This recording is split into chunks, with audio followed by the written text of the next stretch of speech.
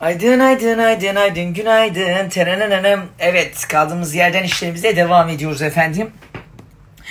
Dün gece geldim, geç geldim, bir duş aldım. Ondan sonra hırş olmuşum. Dondurmayı da yedikten sonra yattım.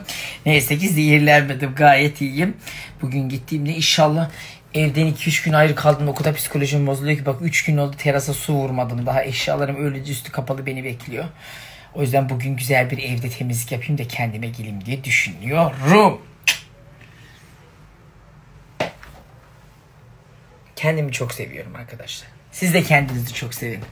Hayat sevince güzel, sevince tatlı günler.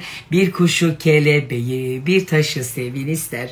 Bu arada okullar açılmışken ve açılmaya az kalmışken efendim biliyorsunuz Amazon'da okula ve şehre dönüş kampanyaları başlıyor demiştim. Evet, başladı zaten, şu anda da devam ediyor. Eylül'ün 16'sına kadar devam ediyor bu kampanya ve sadece Amazon Prime üyeleri bundan faydalanabiliyor. Bunun için de üye olabilirsiniz. Zaten ilk ay üye olmanız ücretsiz. Ücretsiz hem üye olun hem de Prime üyelerinin faydalanacağı kampanyalardan faydalanın ve ilk haftaya özel özellikle süpermarkette 1000 TL ve üzeri alışverişlerinizde kasaya gittiğinizde ekstra %20 indirimde sizlerle olacak. O yüzden şimdi Amazon Prime üyesi olun, hem de ücretsiz bir şekilde bu kampanyadan faydalanın. Çünkü okullar açılıyorken kırtasiye, kitap derken almış başını gidiyor her şey. Kampanyadır.